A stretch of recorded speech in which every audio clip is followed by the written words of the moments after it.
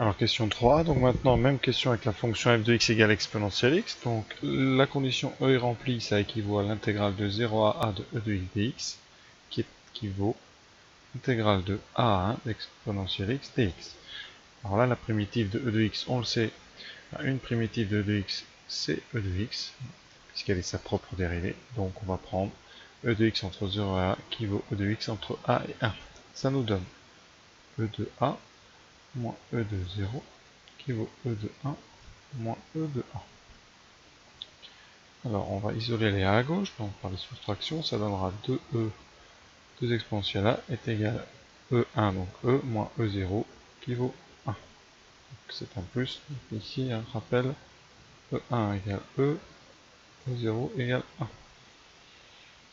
Ça nous donne e de a est égal à e1 plus e plus 1 sur 2, et donc, puisque e plus 1 sur 2 est positif, ça donne donc a est égal à ln de e de plus 1 sur 2. Entre parenthèses, vous pouvez préciser que e plus 1 sur 2 est positif.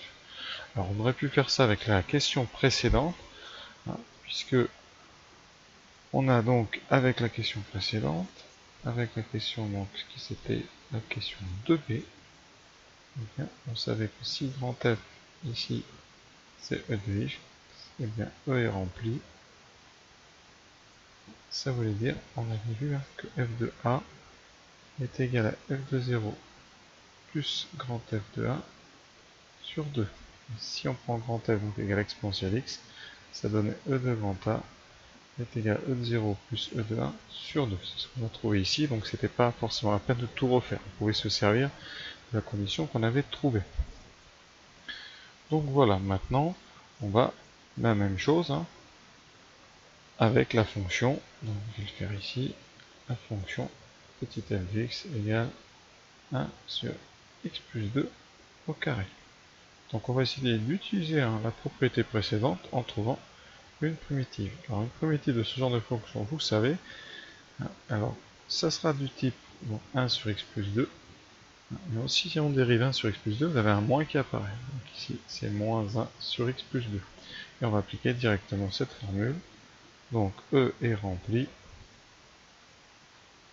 ça équivaut à f de grand A, donc moins 1 sur a plus 2, qui vaut, donc, alors ici on va calculer f de 0, c'est moins 1 sur 2, f de 1, c'est donc moins 1 sur 3, donc vous aurez moins 1 sur a plus 2, qui vaut moins 1 demi, moins 1 tiers, au tout sur 2. Bon, ça va nous donner, donc moins 1 sur a plus 2, qui vaut, alors je vais tout de suite faire, moins 5 sixièmes sur 2, donc moins 5 douzièmes.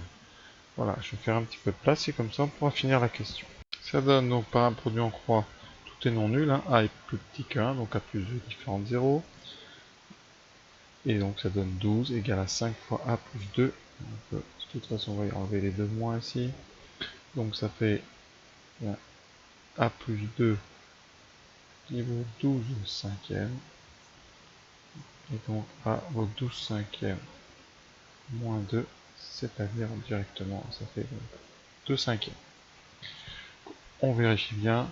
Donc la valeur de a ici, on écrit donc E est rempli équivaut à a égale 2 cinquièmes. Donc voilà, c'est-à-dire 0,4. Donc je répète, pour ceux qui n'ont peut-être pas bien suivi, cette étape ici, là, on utilise le fait que si la condition est remplie, f de a vaut f de 0 plus f de 1 sur 2. C'est pour ça qu'ici, j'ai indiqué les deux pour montrer un petit peu que j'utilisais cette formule. Sinon, vous écrivez juste à côté comme ça, vous encadrez pour bien montrer que vous avez utilisé ça, ou alors vous écrivez ici d'après la question 2b.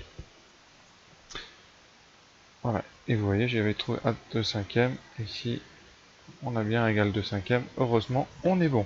On peut donc continuer. Alors les parties B sont toujours la même chose, c'est presque un petit peu répétitif, mais bon, voilà, s'il faut avoir l'idée quand même, donc je vous rappelle que A donc vérifie Donc la condition E est vérifiée si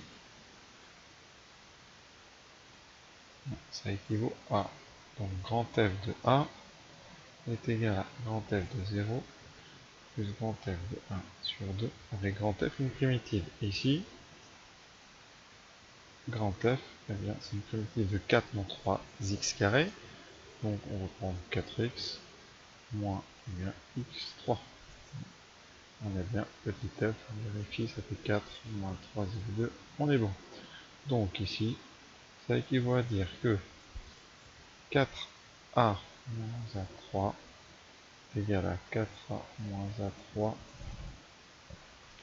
pardon, 4 fois 0, on peut remplacer ici par 0, donc 4 fois 0, 0 plus 0, et f de 1, en f de 1, ça fait 4 moins 1, qui donne 3. On obtient donc, et tout ça divisé par 2. On va essayer de retrouver cette forme-là, hein, tout simplement. Il faut mettre le A3 à droite et isoler le X à gauche, donc on va laisser 4A qui va être égal à, donc ici, cette partie-là qui vaut 3 demi, et le A cube qui va, donc, pour soustraction, se retrouver ici, A cube plus 3 demi. On divise par 4, A qui vaut A3 sur 4, plus 3 demi sur 4, 3 huitièmes. Donc, on vient A est solution de l'équation x cube sur 4 plus 3 sur 8. C'est exactement ça ici. Donc tout ça, donc voilà, on a bien, encore une fois, c'est une équivalence. Mais bon, là on avait besoin que de l'implication si alors. Donc maintenant, dans la suite de l'exercice, on dit, on admettra que cette équation a une unique solution. Donc on n'a pas besoin de faire théorème d'abjection, etc. On admet qu'il y a une unique solution dans l'intervalle 0,1. On remarque, on pourrait, donc j'ai parlé du théorème d'abjection, ou théorème, dans le théorème des valeurs intermédiaires, c'est celui-là que vous avez vu, ça donnerait ici 4x donc égale x cube plus 3 demi. Donc par exemple 8x égale 2x3 plus 3. Et si vous voulez résoudre ce genre d'équation, on met tout du même côté, c'est-à-dire 2x3. Donc ici on va mettre moins 8x plus 3 égale 0. Et il faudrait étudier cette fonction-là, faire un tableau de variation et montrer que sur intervalle 0,1, il n'y a qu'une seule solution. Et ça, on a besoin du théorème des valeurs intermédiaires. Hein. D'accord ? Voilà, donc avant de passer au calcul des suites et des termes de la suite, juste on visualise. Donc la fonction qu'on étudie, c'est 4 moins 3x au carré ici. Et j'ai trouvé ici, voilà, en faisant bouger un petit peu. Donc la valeur qu'on cherche, c'est par ici, c'est les 1. Vous avez les deux R qui sont à peu près de 1,5. Donc la réponse devrait être aux alentours de 0,39. On verra un petit peu. Donc on vous propose de trouver ça par l'intermédiaire d'une suite. Et on utilise la fonction donc g de x égale x cube sur 4 plus 3 huitièmes. Voilà. Donc on est parti, calculer U1, bon ça a l'air très très simple. Donc là jusque là on se dit que ça va. Donc question 2A. Allons-y. Donc U1, donc on a U0 qui vaut 0. UN plus 1, c'est G de UN. Conséquence, petit a, et bien U1 est égal à G de 0. C'est donc 0 sur 4 pour décomposer plus 3 huitièmes, donc 3 huitièmes. Ça fait du bien une petite question un peu facile. Alors maintenant démontrer que G croissante sur intervalle 0,1. Donc on le dit, G est un polynôme, donc dérivable sur son ensemble de définitions. Ici donc dg, c'est-à-dire ici 0,1, intervalle 0. G', rien à dire, c'est 3x2 sur 4. Et donc sur intervalle 0,1, on peut le faire le signe sans justifier, hein, c'est un triangle du second degré.